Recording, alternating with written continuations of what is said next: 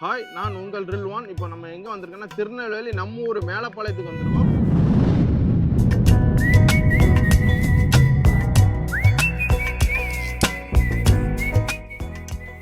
இப்போ வந்து 200 கிலோ பிரியாணி பண்ண போகிறோம். 1500 பேருக்கு நம்ம பிரியாணி பண்ணுறோம்.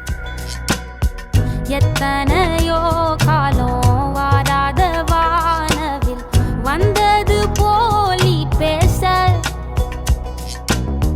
உச்சியில நீந்தும் ஆகாச மீனென துள்ளிடுதே ஓ ஆசை மழையடிக்கும் ஓஞ்சிரிப்பில் செடி முளைக்கும் நான் பூவாக.